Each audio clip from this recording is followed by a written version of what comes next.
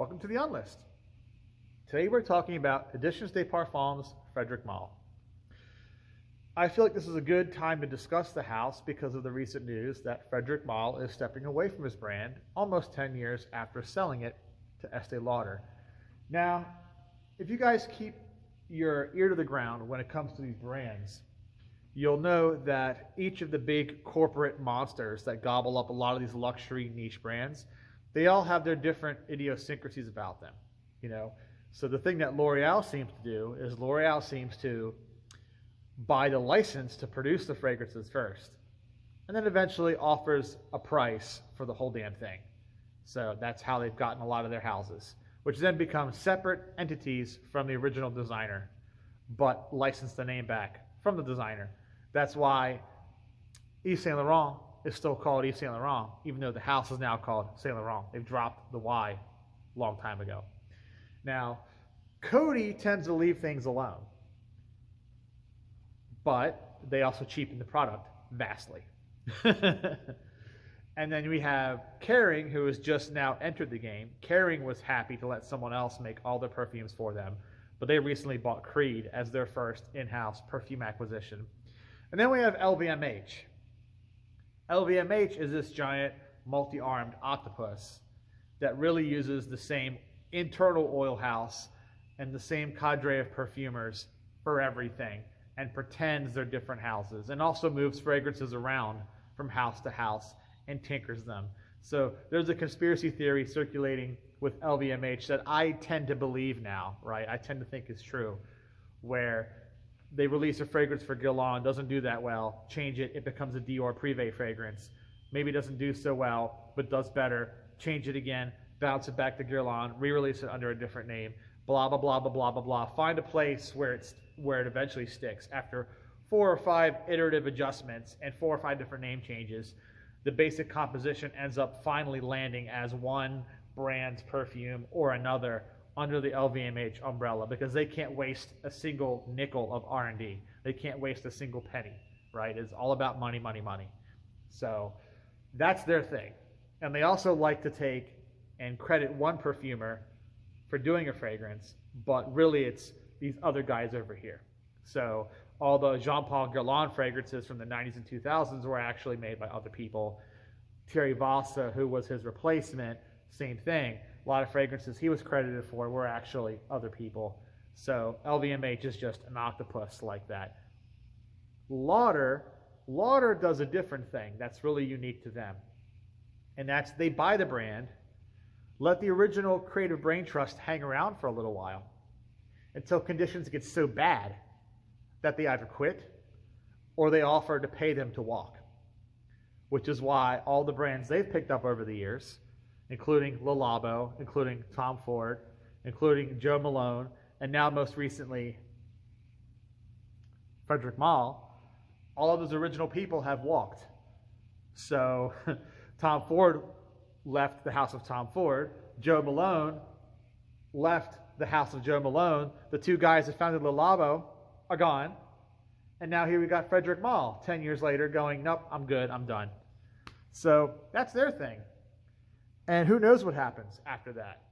We do know that Frédéric Malle very recently retooled a lot of Estee Lauder's classic fragrances, making them lighter and airier and more contemporary.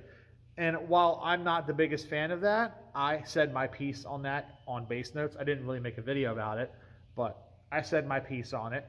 I understand the necessity to modernize some things to keep them relevant, because young buyers don't want big, heavy, complex, mossy, aromatic fragrances. They want all this transparent, light, sweet, sort of crystalline-looking things, or they want this. They want the heavy ethyl maltol type of stuff like the R540. They don't want a classic Chypre in 2024. They don't want a classic Fougère. None of that stuff trends well with TikTok.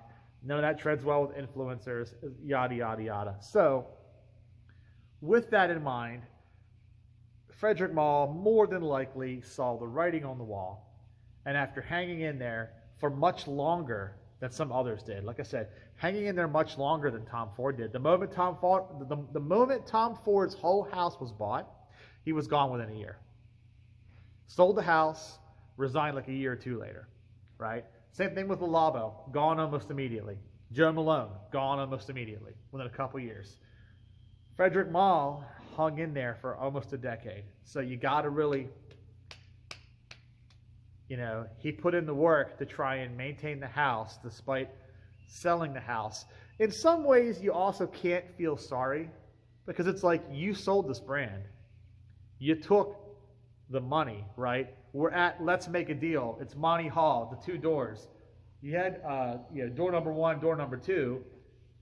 He took the box of money and didn't pick either of the doors and just walked, right? He took the money and walked. So you can't feel super sorry for him. But at the same time, you also have to be like, man, he put up with 10 years of that. He put up with 10 years of that.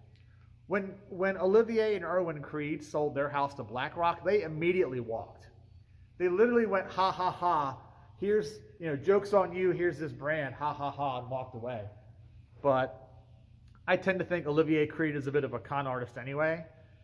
He had this long 40-year con, in play with his house to begin with, pretending that he was making all the perfumes when he really wasn't, right? Paying his perfumers in suits instead of cash, right? So he was kind of a con man anyway. Whether he had a good nose for perfume, that's not argued here, but he was kind of a con man. So I understand him immediately walking off into the sunset the moment he sold his house. I mean, Barry Shipp of Jovan, I mentioned in the video with Jovan, Barry Shipp sold his house twice. Sold it once to Beecham, who then didn't know what to do with it, bought it back, pumped the value up again, sold it a second time, and then retired. That right there is a serious con man. That is a class act of a hustler. Sold his own brand twice and made money both times. Anyhow, back to Frédéric Malle. So I have a bit of a unique perspective for Frédéric Malle, as I'm not someone who's ever bought his perfumes. I don't want to make this video about myself. This is not about me. It's about Frédéric Malle. But for context, so you understand where I'm coming from, I have never bought a single perfume from this brand because Frédéric Malle is one of the big 4. What do I call the big 4? The 4 brands that are expensive and can never be bought safely at discount. Okay? I call them the big 4 because you're paying a big price for them, all 4 of them, because you can't buy them discounted. You always get fakes. You always get counterfeits. You get bottles with holes drilled in them, the fluid sucked out with a needle or diluted to half strength, and then the rest of it's poured into a decant and sold on Etsy as decants. All the hustling, swindling, shady shit that happens with these 4 brands. And they are Chanel, Tom Ford, Gucci, and Frédéric Malle. Just, you take your life into your own hands when you buy one of them on eBay, even some of your discount sites, unless they're the more reputable ones like FragranceNet, right? Even the discount sites, you can't trust it because you're buying a fake. So, or you're buying a fragrance that's been tampered with if it's not a fake. One or the other. So, can't do it. Well, the price tag's so high as that, Frédéric Malle's being around that 200 to 400 plus price point, and the fact that they don't have an equal pricing footprint, their fragrances vacillate extremely in price up and down, makes it even more frustrating. So really, I just sampled the house. I reviewed a good number of them, but I haven't bought a single bottle because it's a lot of money for someone like me, right? Someone at my income level. It's a lot of money, and even though I like them, I'd love to own them. I just don't feel like making my bank account $400 lighter or $300 lighter, right, to own a bottle. So some of them I'd love to have, but the price being asked is just too high. So I have to look for alternatives. If it's a scent profile I really enjoy, I'll find something that's in the wheelhouse, in the neighborhood, and I will settle for that. And I hate to say that, but I'm not made of money. So thus, I've never bought a bottle of Editions des Parfums Frédéric Malle. They are just too rich for my blood. They've always been. Creed, I've gotten breaks on. Amouage, I've gotten breaks on. Maison Francis Kurkdjian, same thing. I've gotten breaks on them too. But just can't catch a break on the Frédéric Malle. Can't do it. So like that Stain song, I'm on the outside and I'm looking in, and I can see through you, I can see the real you. That's me looking at Frédéric Malle, right? And like saying, yeah, I like these things, but I don't $400 like them. So, unique perspective. Take it for what it's worth. Now, that out of the way, I can say that I understand this brand. I do. I may not be too copacetic with their pricing strategies, but I understand the brand, and I can appreciate what they tried to do. You have to understand, Frédéric Malle was originally a marketing guy. Like Roger Dove, or Roger Bird technically, like Roger Bird, Frédéric Malle was more on the marketing side. Okay, he came over to making and producing perfume himself as a creative director, much the same way Roger Bird did as Roger Dove, through his industry connections. Roger Dove was hooked up with Guerlain. He worked for Guerlain in their makeup department for a long time. In Frédéric Malle's case, he had family with Dior, so he ultimately had ties to LVMH. And he actually had a career change in the late 80s, early 90s, and started going to school to become a perfumer. My guess is after getting his hands dirty and learning aroma chemicals and playing around with formula, he decided he'd rather have a more executive role because he came from money, he came from wealth, he could pull strings. He didn't have to be the one having the strings pulled, he could be the puller, right? He could sit up and be comfortable with the arms crossed and go, you do this, you do that, because when you have that kind of privilege and that kind of money, that's what happens. You don't get your hands dirty, you pay someone else to get theirs dirty for you. But he does have one perfumer's credit that I can find, just one, and that's Marc Burleigh for men, which he co-perfumed with Pierre Bourdon. Whether he actually sat there and played with materials and stirred them into a little beaker, or he was more like the fly on the wall and watching Pierre Bourdon do all the work and then same sort of executive pointing fingers and calling shots. I don't know, I wasn't there. But he gets a credit for that, so he must have had some part to play in that fragrance's creation. But that experience of making that perfume with Pierre Bourdon is what really helped him inch closer towards launching his brand. The other thing that inched him towards launching his brand was his experience with the Plum, a legendary perfume that was worn by the wife of Edmund Rudnitska, Therese Rudnitska. Those of you who don't know the story of the Plum, I've mentioned it before, so I'll mention it again here in brief. But it was a perfume that Rudnitska created originally in the 50s. It had a dosage of a material that was really futuristic at that time, watermelon ketone, aka Kalone, and that helped give this fragrance its fruity, fresh, slightly fleshy visage, I guess, to it, the way it projected off skin. Very futuristic, very avant-garde, especially for the 50s and the 60s. He tried pitching this fragrance twice. Both times rejected. Both times the brands loved the perfume, but thought it was too ahead of the curve and thus not a safe bet to release. So even back then in the 50s and 60s, even back then, commercialism played a role. People think that fragrances back in those days were always artistic. Well, no. They still had to be commercial. And that's what happened to the Plum. It was not commercial enough for Dior, who rejected it. Too futuristic, too much of an art piece. He pitched it again to Guy Laroche for the Fiji brief, actually. Josephine Catapano won that brief, and her fragrance became Fiji as we know it today. But the Plum was, once again, complimented. Very nice fragrance, very forward-thinking, but we just don't think this is going to market well. So after that, it became her fragrance, and the scent would continue to build notoriety over the years. But after those first two rejections, every time an executive, a creative director, anyone from within the industry would ask Rudnitska about the perfume, he'd say no. That's only for my wife. You had your chance. You told me no twice. Fuck off. It's mine now. And that's how it went. And it was like that all the way up until his passing, which is where Frédéric Malle comes in, because his wife, Therese, said, I'd like you to finally release this perfume, because no one in the world outside of our immediate circle of high society perfume industry people, socialites, has ever smelled this perfume. So I don't want it to die that way. I want it to be out there in the world. So that, combined with his experience working on Mark Burley for Men, went bing, let me do this and honor multiple perfumers, put their names on the bottle. So he would go around to 8 other perfumers, and the original launch of 9 fragrances in 2000 all had different perfumers on them. Edmund Runitska got his posthumous credit. His son, Michael Runitska, would create Noir pieces. Maurice Roussel would create Musk Ravageur. You'd have fragrances by Olivia Giacobetti, by Pierre Bourdon, Jean-Claude Elena, Ralph Schweiger, Edward Fleischer would make one. Okay, 9 in total. And the house would really change the game.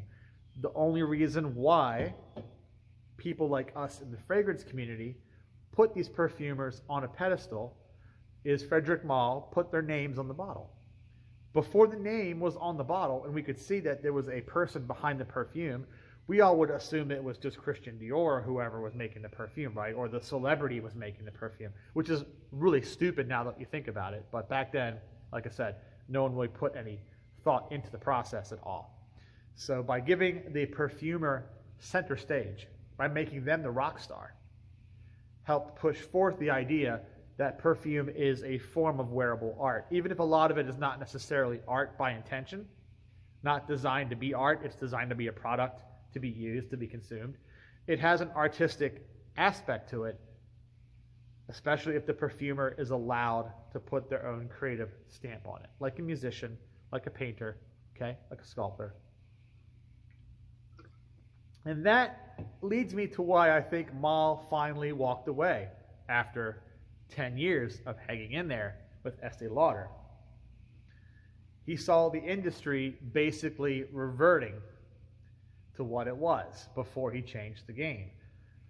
All the luxury brands, all the niche brands being bought up by the big corporations like Estee Lauder, like Coty, like L'Oreal, like Kering, and all of them just de-emphasizing the art aspect and emphasizing the luxury, the materials, the performance of the perfume, the trendiness, the relevance, how it will make you look, how people will perceive you, you know, the whole TikTok, Instagram thing.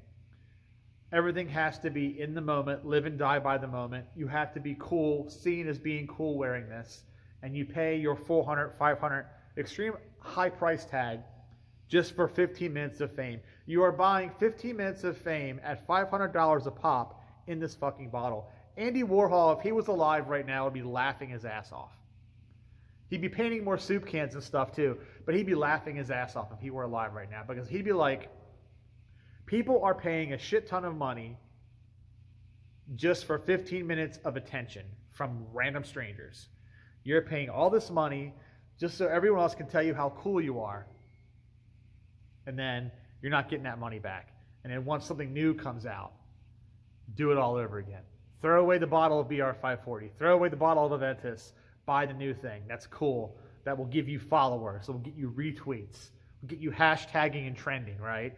You will go viral by buying this product. Man, there's a sucker born every minute. And Malle was just like, you know, I can't do this, man. I can't do this anymore. You could kind of see the direction was going that way with Malle, starting to, very slowly, because the last few years, the brand has been searching for an audience. And when a brand searches for an audience, that's a bad sign. That the original audience is not paying the bills anymore. The original audience that was captivated by the artistry, the original audience that was willing to pay that high price tag that I can't afford, right? It's too high for me, but the original audience paying that price tag for things like Portrait of a Lady from 2010, okay, for things like Une Rose, okay, for things like Rose and Quia, for things like Geranium Pour Monsieur, for things like Eau d'Ivoire, okay, for Bigarade Concentré, all the big fragrances, Un Passant, all right, French Lover, all of these fantastic artistic fragrances, the audience that was willing to buy them is drying up. So they aren't paying the bills anymore. Or they've already bought that one bottle that they still have, and they're just kind of babying it. They're using it sparingly. They're not wearing it enough to go through it to replace it. So who's left? All these trend-obsessed kids on TikTok and Instagram, they don't want this stuff. They don't want to smell like that. And they don't really care. They don't care about the perfumer. They don't care about what kind of sandalwood's in it. They don't care about whether it has oak moss or not, or if it's a classic reinterpretation of a chypre with modern materials. None of that stuff matters. All that matters is, does it have clout? Are you going to get Riz or whatever, or drip? Okay, whatever the words are, that's all they care about, is that. The buzzwords, the attention, the bask in the glow of the random people going, I love you, you're so cool, your eyebrows are on fleek, or whatever the fuck they say these days. That's all they care about. That's what sells now. And Frédéric Malle was in search of an audience, because that's not their audience. Okay? That's the person who buys BR 540. That's the person who buys all of the Tom Ford garbage, which is why he walked away, like the Lost Cherry, the Bitter Peach, the fucking Fabulous. Those people buy that shit. Okay? They're not buying Malle stuff. So you had these Middle Eastern fragrances come out, and they were all $1,000 because they used real oud and stuff and real frankincense. And I smelled the night, and it was great. Okay, I liked it. I really liked the night, but for $1,200, no. I can buy some Montals. I can buy some Manceras. I can get some Ajmals or some Armafs and be just fine. All right? There are plenty of really skanky, nasty, phenolic ouds out there for a fraction of the price. I'm not going to pay Frédéric Malle $1,200 for that. The other ones were okay. The Promise, the Dawn, I've smelled those. Like, same thing. They're good. Not worth their price tag. And then after that, you could sort of feel Malle starting to slowly go towards the trend, especially with releases like Uncut Gem. Uncut Gem was the canary in the coal mine moment. Have you heard that term? Have you heard that phrase? Uncut Gem. That was really the canary in the coal mine moment for the house. Once that fragrance came out, you knew where it was all headed. And then Malle was like, nah, I'm good. Let me back out. He might reappear with a different line under a different name, because Jo Malone now has Jo Loves, right? She launched another house called Jo Loves. So she rebooted her whole thing. She's been rebooted. He may do a similar thing. He might reboot under a different name. Who knows? That remains to be seen. But I feel like the Frédéric Malle house is going to slide into that commercial abyss, that abyss of algorithmic, mainstream, mass appeal, cost cut, that whole malaise. We are headed for that malaise now with Frédéric Malle. And it's kind of sad, Who knows? Some of those classic perfumes that sell really well, like Musk Ravageur, are probably safe. I'd say Portrait of a Lady is probably safe. Some of the other popular ones are safe. But Parfums de Therese and then the other ones, I can't tell you. All right, I don't really know. But there you guys have it. That's my 2 cents on Editions de Parfums Frédéric Malle, a house I have never owned any bottles of, but have smelled enough of to sort of see the trajectory play out as it has. What are your comments and opinions? What are your thoughts on Frédéric Malle as a person, his house, his fragrances, whatever? Tell me in the comment section below. We'll talk. Thanks for watching.